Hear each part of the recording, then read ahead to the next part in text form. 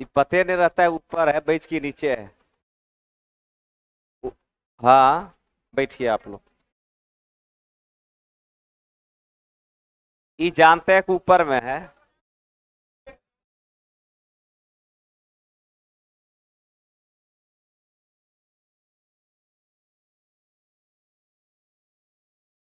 क्या बता रहे थे?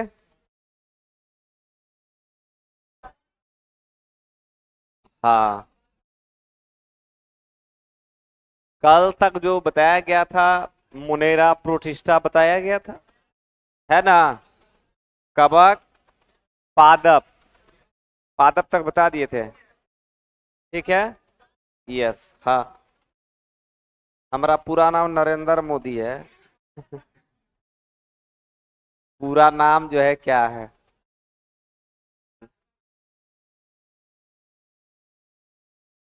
क्या? नाम से क्या मतलब है?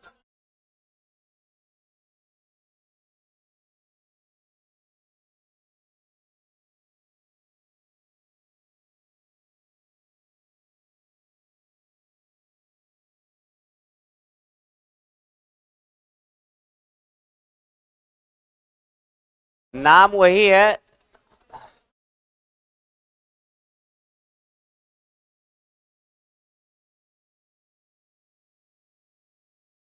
है ना?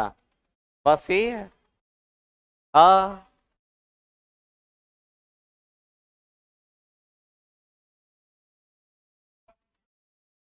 B, blue green algae.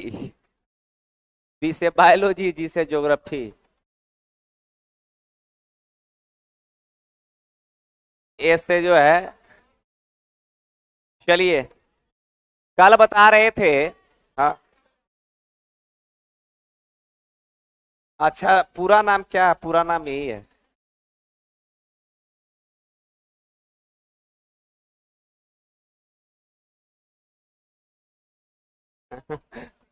मेरा फुल नाम वही जान सकता है जो बहुत ज्यादा। हाँ, ले जाए जो। हाँ, करीबी मतलब वही जो है। आज संबंधियों नहीं जानेगा।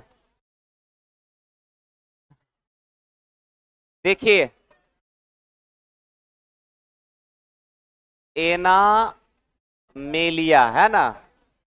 अब देखिए यहाँ, एनामेलिया बताया गया आपको। तो इसमें भी याद रखेंगे आप लोग, इसमें दो तरह का जीव आता है ना? सबसे पहले बहुकोशिकीय, बहुकोशिकीय, और साथ में यूकैरियोटिक, ये सब में यूज किए हैं।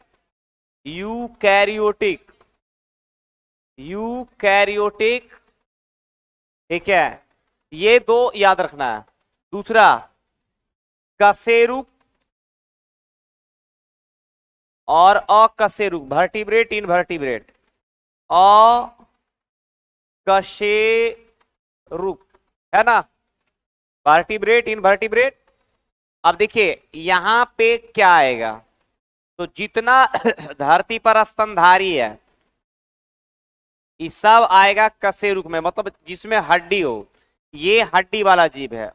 बॉन, इसमें बॉन होता है, मतलब हड्डी होता है।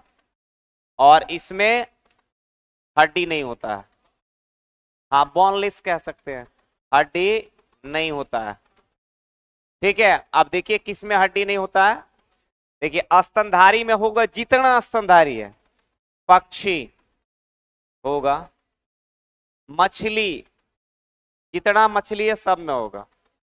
ठीक है, उभयचर, उभयचर और सरीसृप, मतलब इसको रेप्टाइल कहेंगे। जैसे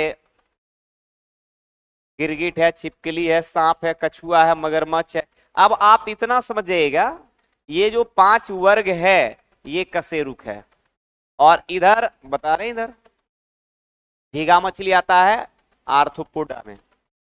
आर्थ्रोपोडा, जितना कीट है, आर्थो जितना कीट कीट धरती पर है। मोलास्का, एनेलिडा, एने लीडा, इस तरह से अगर नाम आए आपको, पोरीफेरा, पोरीफेरा, ठीक है, सिलेंट्रेटा, हालांकि इसको हम पढ़ाएंगे आप लोग को, सिलेंट्रेटा, इकाइनो डार्मेटा, ये इस तरह का अगर नाम आएगा तो आप समझ जाइएगा कि इसके अंतर्गत जो भी जीव आएगा वो सब इनवर्टिब्रेट होगा, बिना हड्डी वाला होगा। हालांकि अभी इसको हम पूरा क्लियर नहीं कर रहे हैं, ये क्लियर होगा एनिमल किंगडम में। लेकिन स्तनधारी पक्षी, मछली, उभयचर, रेप्टाइल्स, ये कशेरुक है हड्डी वाला। Arthropoda, Mollusca, Annelida, Porifera, Coelenterata, Echinodermata, इसमें जितना जीव आएगा वो सब बिना हड्डी वाला होगा, कोई हड्डी नहीं हो। जैसे झींगा मछली, घोंगा, सीप, कौड़ी, ये सब आएगा मोलास्का, जो केचुआ, एनेलिडा।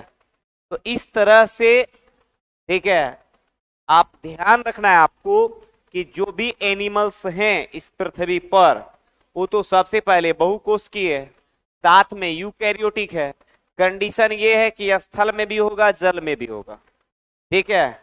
लेकिन सबसे बड़ा जो अंतर है वो ये है कि ये इसमें हड्डियां होंगी और इसमें हड्डियां नहीं होंगी।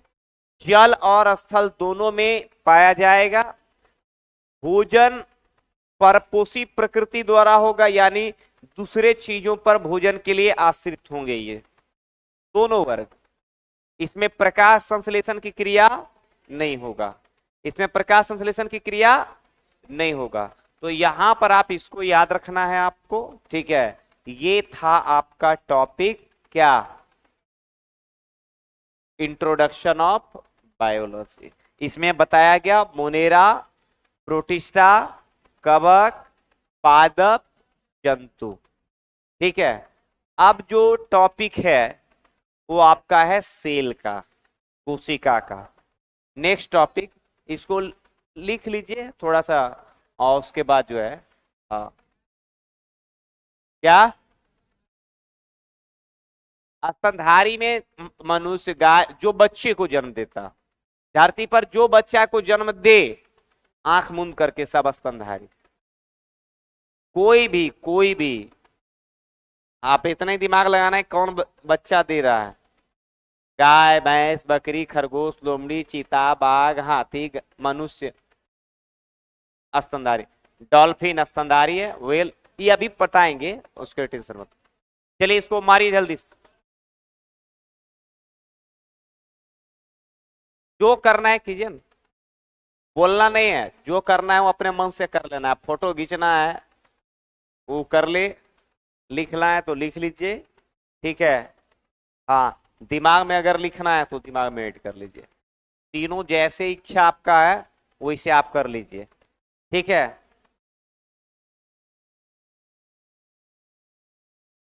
अभी अभी आपको आपको झींगा मछली, मछली कौन मछली है कौन नहीं है वो अभी इस क्लास में नहीं होगा, नहीं बात समझे। इसीलिए नहीं बताएंगे क्योंकि वो एनिमल किंगडम में टॉपिक दिया गया है, वहां बताना हमको, इसलिए अभी इस पर कोई डिस्कस नहीं होगा, है ना। तो अब नियम के अनुसार होगा तब ठीक नहीं रहेगा। अभी बताएंगे तो टॉपिक के मसला बिगड़ जाएगा। अभी आप इतना ही समझिए कि एनिमल में दो तरह का जीव है, एक वर्टिब्रेट और दूसरा इनवर्टिब्रेट, बस, और कुछ नहीं समझना है। चलिए इसको ऐड कर लीजिए आप लोग, और नेक्स्ट टॉपिक आप शुरू करेंगे, सेल।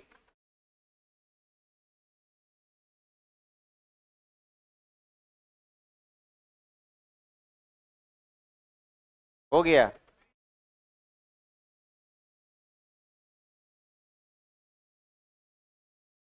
अच्छा ठीक है, सबको होने दीजिए, अभी लिख रहा है कुछ विद्यार्थी।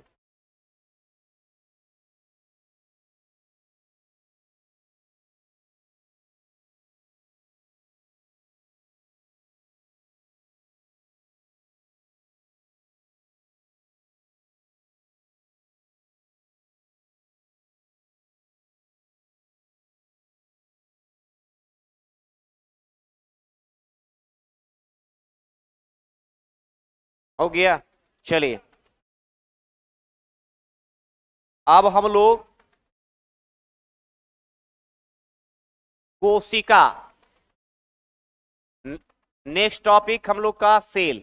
देखिए सबसे पहले अब यहां ध्यान रखना है, सेल होता क्या है ये देखना है आपको। तो किसी भी जीव का सबसे छोटा भाग क्या कहलाता है? सेल।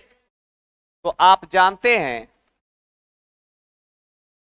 कि सेल मतलब कोशिका, और कोशिका से क्या बनता है? टिश्यू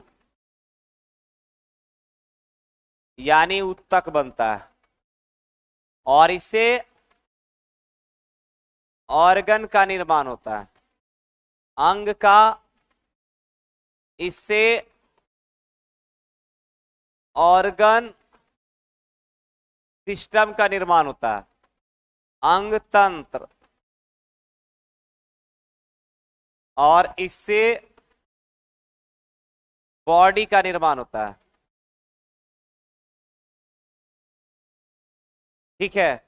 अब तो किसी भी जीव का या शरीर का सबसे छोटा भाग सेल कहलाएगा, यानी अंततः शरीर का निर्माण किससे होगा? सेल से। ठीक है। अब हम लोग यहां देखेंगे, सेल से कोशिका से ऊतक, ऊतक से अंग बना, अंग से अंग तंत्र, अंग तंत्र से शरीर। ये हम लोग में ऐसा होता है।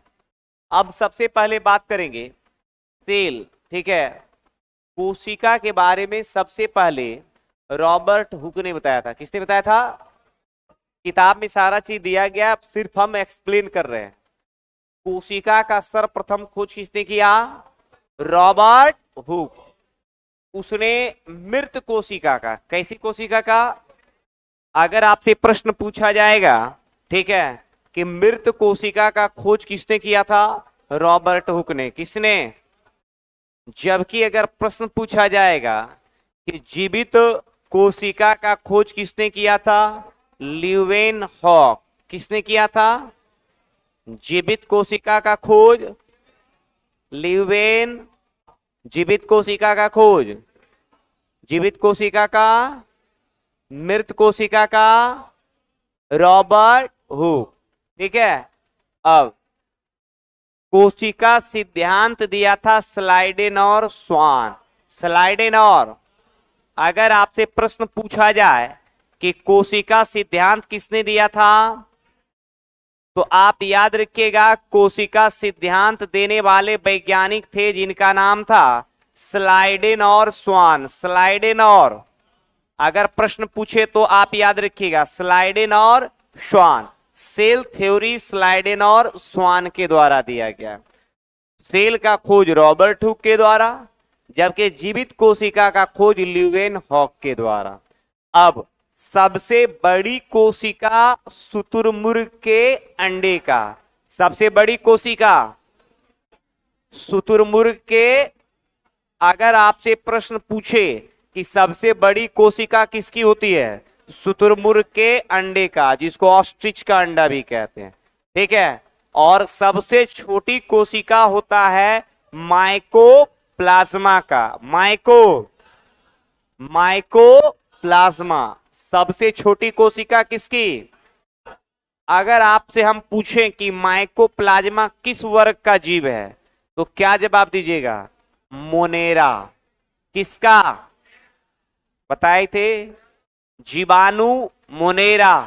जीवाणु, जीवाणु नीलहरित शैवाल, नीलहरित शैवाल Euglena protista, Euglena paramecium, paramecium, paramecium Euglena, amoeba, protozoa, protozoa, सुनहरी शैवाल प्रोटिस्टा। सुनहरी शैवाल, सुनहरी शैवाल। क्लियर? इसीलिए देखिए पीछे मैं रिवीजन इसीलिए करवाता हूं कि आप भूल जाते हैं। ठीक है, इसलिए बैकअप मार रहे हैं। अब सबसे छोटी कोशिका माइको, सबसे बड़ी कोशिका शुतुरमुर्ग के अंडे का। अब मनुष्य में सबसे लंबी कोशिका तंत्रिका तंत्र का होता है, किसका? जिसे न्यूरॉन कहते हैं। जिसे क्या कहते हैं? क्या अगर आपसे प्रश्न पूछा जाए कि सबसे लंबी कोशिका को क्या कहते हैं? न्यूरॉन। क्या कहते हैं? ये न्यूरॉन कहां पाया जाता है? तंत्रिका तंत्र में। कहां? तंत्रिका तंत्र में जो है उसकी सबसे छोटी इकाई को क्या कहते हैं? तो सबसे लंबी कोशिका न्यूरॉन, सबसे लंबी कोशिका। और सबसे बड़ी कोशिका अगर पूछा जाएगा तो होता है ओवम सेल का। किसका? या इसको अंडाणु कहते हैं। क्या कहते हैं? और सबसे छोटी कोशिका पूछा जाएगा तो ये स्पर्म सेल का होता है। किसका?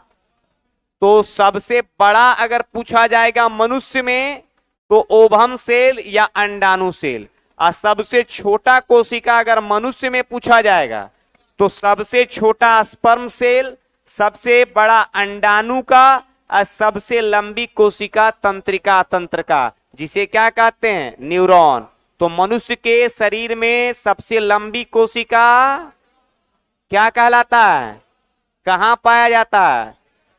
कहां? और सबसे बड़ी कोशिका ओभा का। किसका? यानी अंडाणु का। किसका?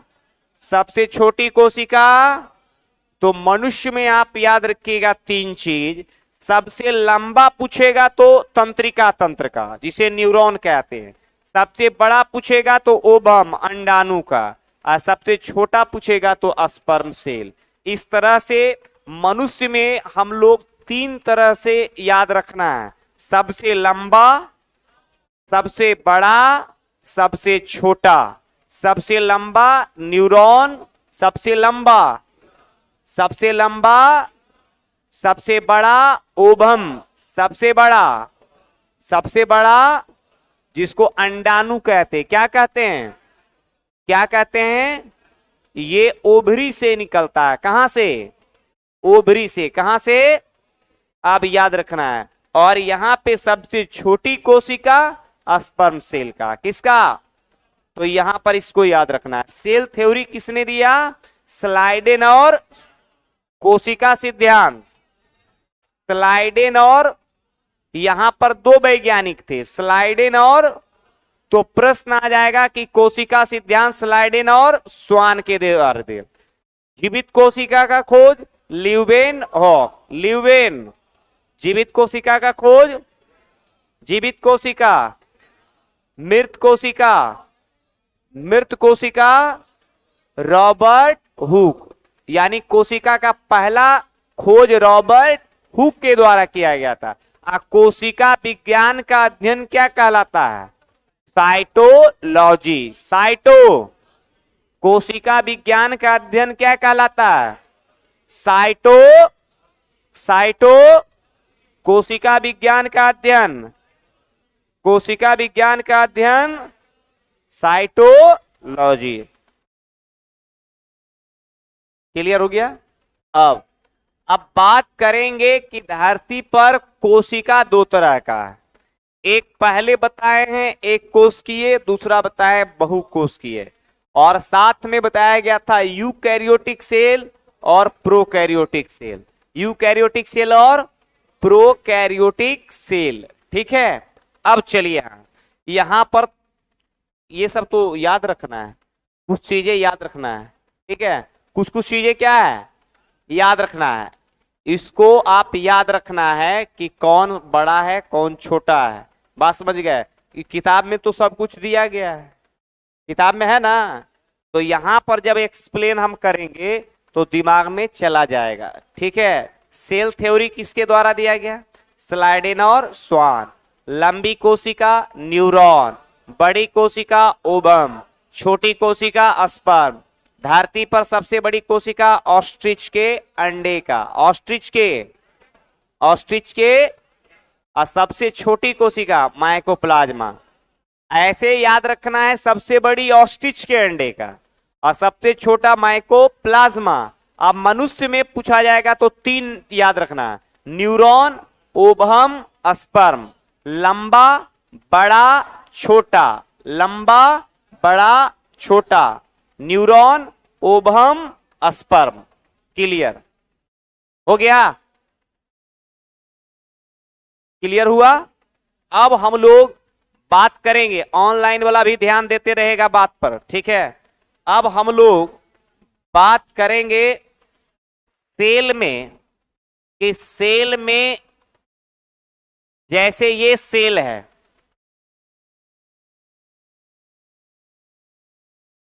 ठीक है? आप जान रहे हैं कि ये सेल का संरचना है और ये यहां पर दो चीज है, ठीक है? सेल में कोशिका भित्ति होता है, आप जानते हैं, सेल वॉल। इसमें कोशिका झिल्ली होता है, कोशिका झिल्ली।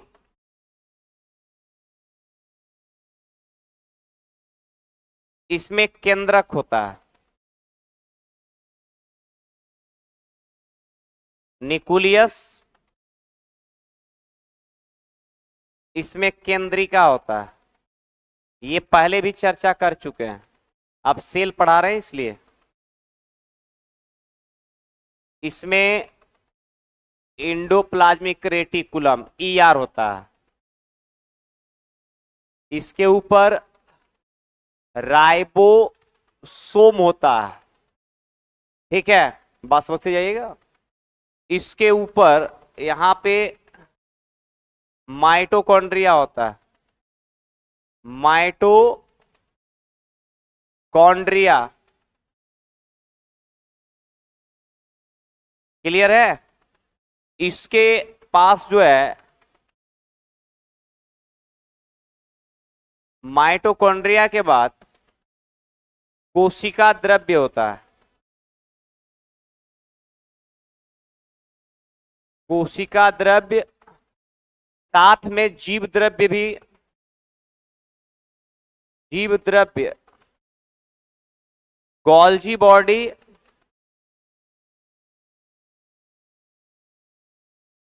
गोल्जी कॉम्प्लेक्स भी कह सकते हैं इसको, ठीक है? लाइसोसोम, लाइसोसोम, यहां पे सेंट्रोसोम भी पाया जाता है। गड़बड़ा जाएगा विद्यार्थी लोग जो है,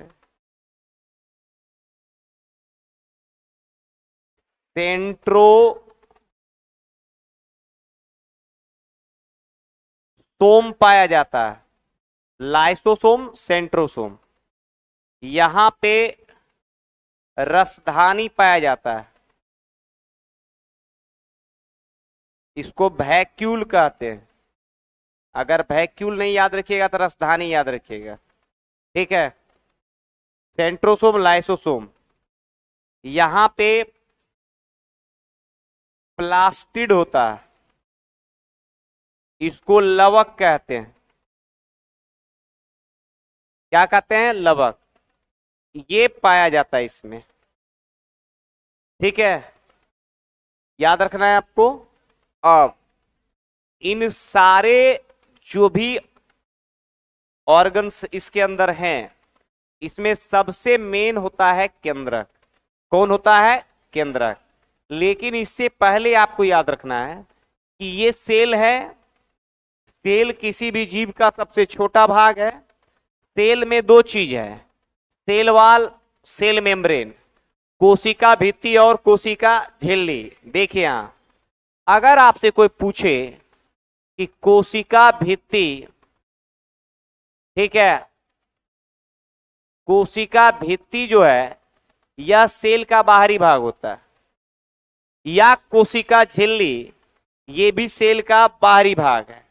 तो अगर हम पूछें आपको कि कोशिका भित्ति किस किस चीज का बना होता है, तो पहले आप समझिएगा, अगर जीवाणु का कोशिका भित्ति पूछे, जीवाणु का कोशिका भित्ति, तो आप समझ जाइएगा कि यह पेप्टिडो ग्लाइकन का बना होता है। ठीक है, अगर कवक का पूछे तो समझिएगा कि काइटिन का बना होता है।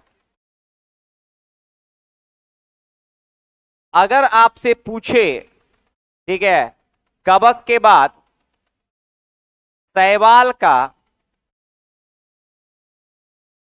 तो सेलुलोज का बना होगा। अगर पादप का पूछे सेलवाल, तो भी सेलुलोज का बना होगा। ठीक है, तो जीवाणु का पेप्टिडोग्लाइकन का बना होगा, कवक का काइटिन का क्या बना होगा, शैवाल सेलुलोज।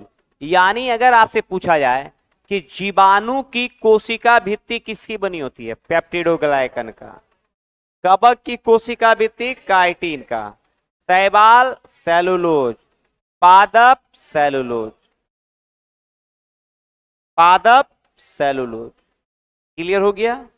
तो इस तरह से आपको दिमाग में रखना है। ठीक है, अब जितने भी जंतु हैं, जंतु में कोशिका भित्ति नहीं होता। जितने जंतु हैं इसमें कोशिका झिल्ली होता है।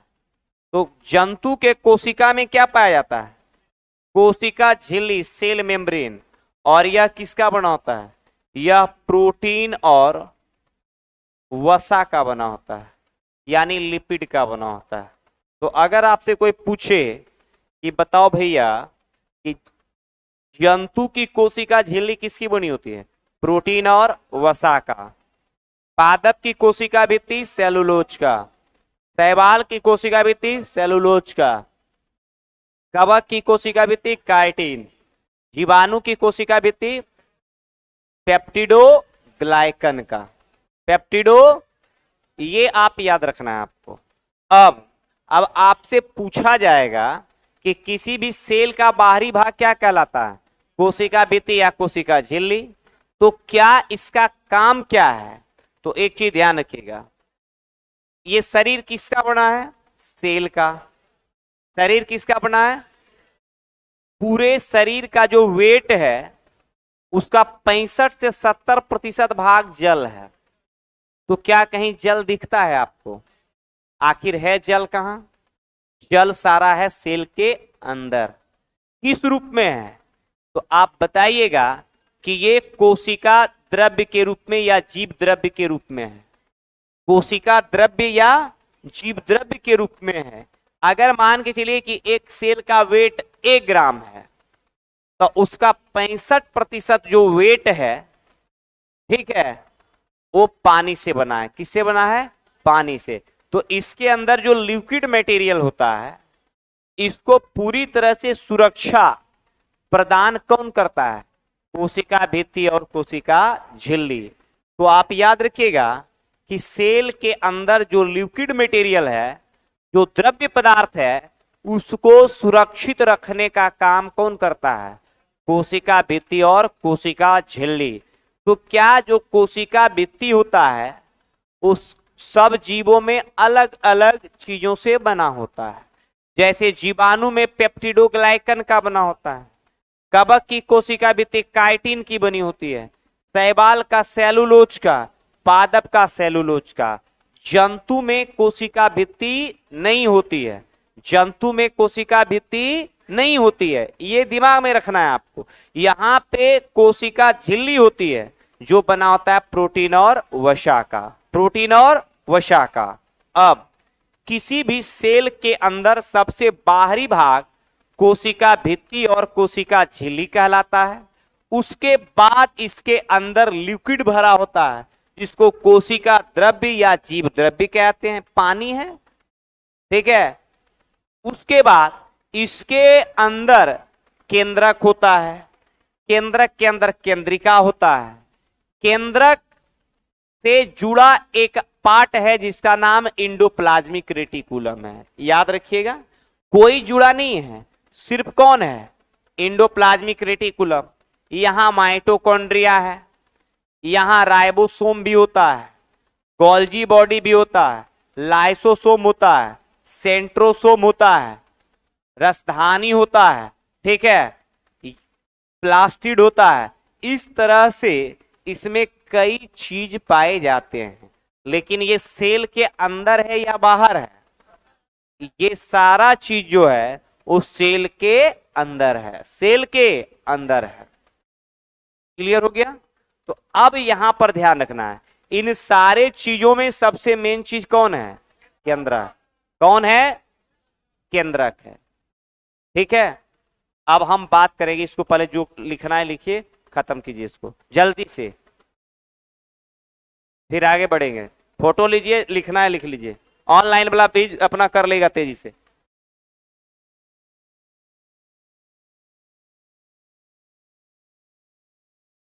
क्या?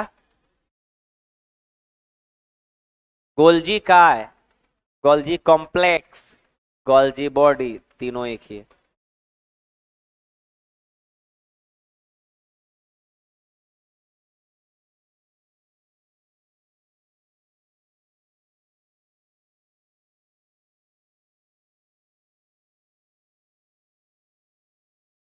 अंग्रेजी में इसीलिए नहीं लिखेगा, आप लोग फिर गड़बड़ाइएगा। लिखिए उसको, जल्दी खत्म कीजिए।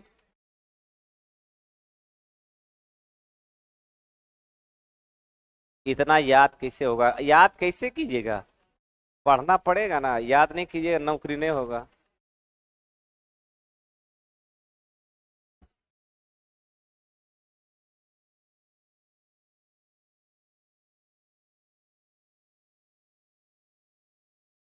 ऐसा नहीं कि हल्के पढ़ा के निकल जाएंगे तो उसमें भी खतरे है।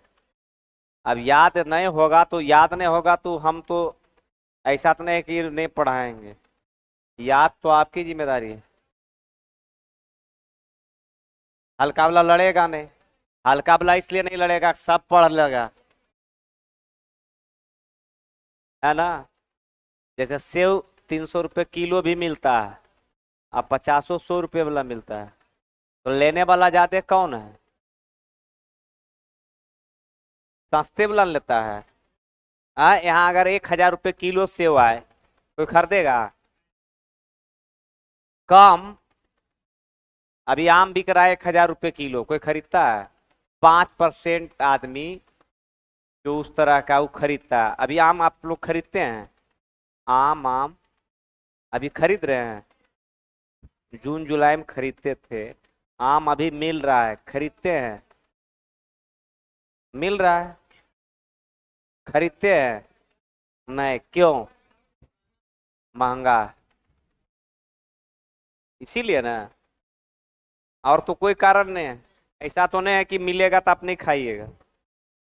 टमाटर ऐसे 1 महीना पहले खरीदते थे,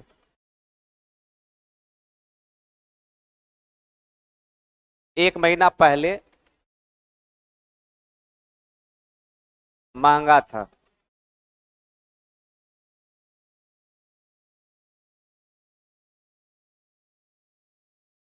दिखने में कोई दिक्कत नहीं ना है?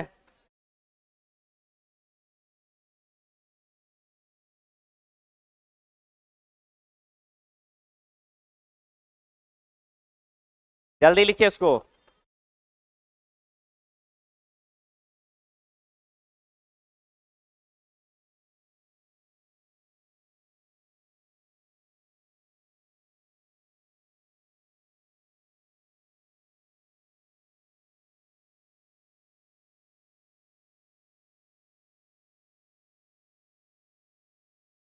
हो गया? अच्छा जरा सही इधर, लवक है, प्लास्टिड है, PLASTID। हो गया?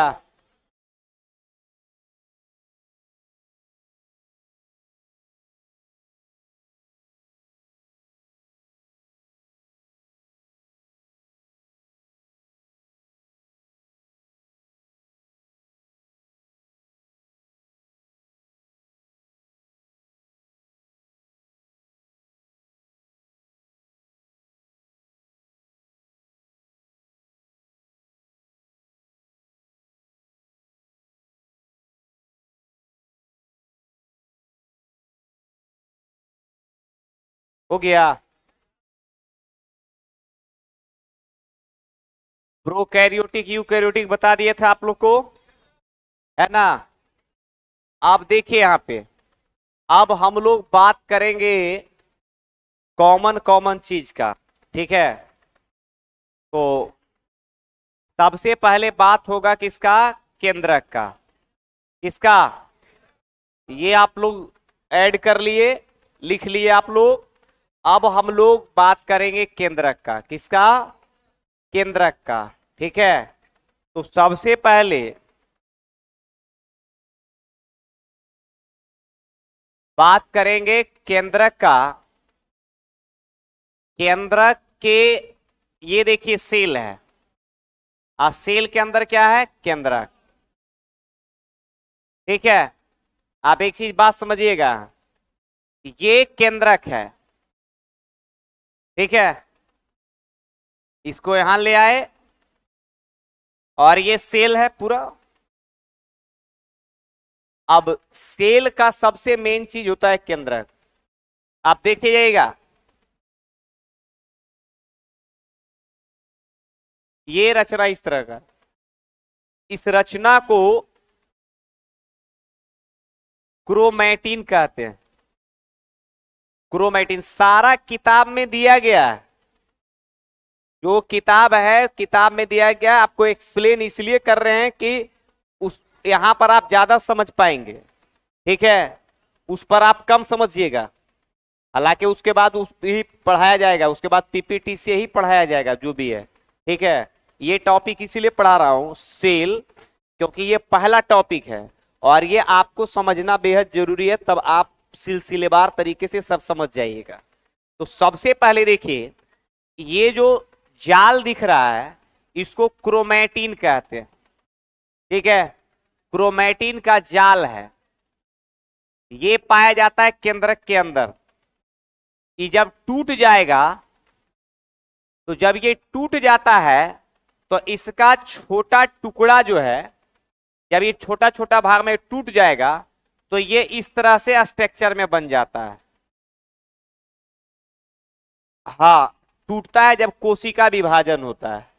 जब सेल डिवीजन होगा, तो सेल डिवीजन होगा तो उसमें स्टेज आता है, interphase, prophase, metaphase, telophase, anaphase, इस तरह से अवस्था आता है। तो उसी में ये टूट जाता है, ठीक है। टूट जाने के बाद यहां पर इसका छोटा टुकड़ा कहलाएगा गुणसूत्र। क्या कहलाएगा, यानी तो गुणसूत्र किससे बना,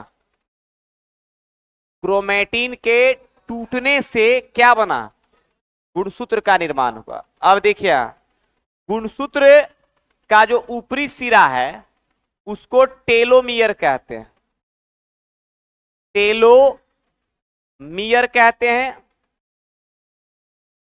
और ये जो बाहरी भाग है इसको पेलिकल कहते हैं। तो प्रश्न आएगा कि गुणसूत्र का बाहरी आवरण क्या कहलाता है, पेलिकल, और ऊपरी सिरा टेलोमियर। दो गुणसूत्र के बीच में एक ज्वाइंट होता है, उसको कहते हैं सेंट्रोमियर, सेंट्रोमियर। तो प्रश्न पूछा जाएगा कि सेंट्रोमियर किसमें पाया जाता है, गुणसूत्र में। पेलिकल किसमें पाया जाता है, टेलोमियर किसमें पाया जाता है। अगर पूछा जाएगा कि गुणसूत्र के ऊपर क्या पाया जाता है, जीन, जीन कहां पाया जाता है, गुणसूत्र के ऊपर, गुणसूत्र के ऊपर जीन पाया जाता है। गुणसूत्र का ऊपरी भाग टेलोमियर, गुणसूत्र का बाहरी आवरण पेलिकल। गुणसूत्र दो, यानी गुणसूत्र के बीच में जो ज्वाइंट होता है उसे सेंट्रोमियर कहते हैं। क्या कहते हैं, सेंट्रोमियर। तो सेंट्रोमियर, पेलिकल, टेलोमियर, ये सब जो संरचना है वो किससे जुड़ा होता है, गुणसूत्र से। किससे, गुणसूत्र के ऊपर ही क्या पाया जाता है, जीन। अब प्रश्न कैसे पूछेगा, पूछेगा जीन जो है वो कहां पाया जाता है, गुणसूत्र पर, केंद्रक पर, माइटोकॉन्ड्रिया पर, कहां, गुणसूत्र पर। गुणसूत्र का निर्माण किससे हुआ, क्रोमेटिन जाल है कहां? केंद्रक है कहां? अब बॉडी किसका बना है? अब जब क्रोमेटिन, हमेशा आप याद रखिएगा, ये दो चीज का बना होता है, ये डीएनए प्लस प्रोटीन का बना होता है। जब ये डीएनए और प्रोटीन का बना है क्रोमेटिन जाल, तो इसका छोटा टुकड़ा गुणसूत्र भी आप याद रखिएगा, ये भी किसका बना होगा? डीएनए और प्रोटीन का, डीएनए और प्रोटीन का। तो अंततः डीएनए से ही निर्मित होता है कौन? गुणसूत्र। यानी गुणसूत्र का निर्माण किससे होता है? डीएनए से होता है। तो आपको हम पूछे कि बताओ भैया कि डीएनए अंततः कहां पाया जाएगा? केंद्रक में। क्यों? क्योंकि क्रोमेटिन का ही छोटा टुकड़ा क्या कहलाता है? गुणसूत्र। क्रोमेटिन भी डीएनए और प्रोटीन का बना है, और गुणसूत्र भी डीएनए और प्रोटीन का बना है। तो हम कह सकते हैं कि अगर आपसे प्रश्न पूछा जाएगा कि सेल में डीएनए मूल रूप से कहां पाया जाता है? केंद्रक में। कहां? किस रूप में? तो आप बताएंगे कि देखिए ये क्रोमेटिन का एक जाल होता है, क्रोमेटिन का जाल डीएनए और प्रोटीन का बना होता है, और जब क्रोमेटिन का जाल टूट जाता है तो उसका छोटा टुकड़ा क्या कहलाता है? गुणसूत्र। और इसी गुणसूत्र पर क्या पाया जाता है? जीन। तो आप एक चीज ध्यान रखिएगा, जीन शब्द, डीएनए शब्द, ये सब कहां से जुड़ा है? गुणसूत्र से। कहां से? गुणसूत्र का संबंध, क्रोमेटिन का संबंध। तो हम ये कह सकते हैं ना कि आनुवंशिक पदार्थ डीएनए जो है वो कहां पाया जाता है? केंद्रक में। कहां? तो यही प्रश्न आपसे पूछा जाएगा कि आनुवंशिक पदार्थ डीएनए जो है वो पाया जाता है केंद्रक के अंदर। पहला प्रश्न जो आपसे पूछा जाएगा। दूसरा, जीन कहां पाया जाता है? गुणसूत्र के ऊपर। दूसरा प्रश्न, ठीक है। गुणसूत्र का ऊपरी भाग टेलोमियर, गुणसूत्र का बाहरी आवरण क्या कहलाता है? पेलिकल। दो गुणसूत्र के बीच में ज्वाइंट को सेंट्रोमियर। तो ये तीनों शब्द किससे जुड़ा है? गुणसूत्र से। किससे? क्लियर? अब बात करेंगे गुणसूत्र जो है, गुणसूत्र ये इसका खोज किया था वाल्डेयर। कौन किया था? इसका खोज किया था वाल्डेयर। ठीक है, गुणसूत्र का खोज एक शब्द है। तो अब इससे पहले कुछ और भी ध्यान रखना है आपको। गुणसूत्र का खोज वाल्डेयर किया था। जीन शब्द दिया था जोहानसन। जोहानसन। जीन शब्द कौन दिया था? जीन कहां पाया जाता है? गुणसूत्र के ऊपर। ये याद रखना है। अब गुणसूत्र जो है यह दो प्रकार का मेनली होता है, एक आउटोसोम और एक सेक्स क्रोमोसोम। सेक्स क्रोमोसोम, इसकी संख्या 2, इसकी संख्या 44। ये दो एक्स एक्स भी हो सकता है या एक्स वाई भी हो सकता है। फिर आप समझेंगे। अगर आपसे कोई पूछे, इसको दिमाग में रखिएगा, आउटोसोम 44 और सेक्स क्रोमोसोम 2, तो 2 में एक्स एक्स भी हो सकता है, एक्स वाई भी हो सकता है। अगर फीमेल होगा तो एक्स एक्स और मेल होगा एक्स वाई। तो सेक्स क्रोमोसोम की संख्या 2। अब बॉडी क्रोमोसोम की संख्या, अब एक चीज ध्यान रखिएगा, ये 44 क्रोमोसोम जो है ये हमेशा आप याद रखिएगा, ये शरीर के निर्माण में मदद करता है। जबकि सेक्स क्रोमोसोम जो होता है ये लिंग निर्धारण में इसकी भूमिका होती है। नेक्स्ट आगे बताएंगे कल, कल नहीं सोमवार को। इसको इतना पहले आप लोग ऐड कर लेंगे, ठीक है, उसके बाद एक एक करके फिर नेक्स्ट डे पूछा जाएगा आपको, ठीक है। और आप लोग कंटिन्यू इसमें सब कंटिन्यू कंटिन्यू रहते ना आप लोग,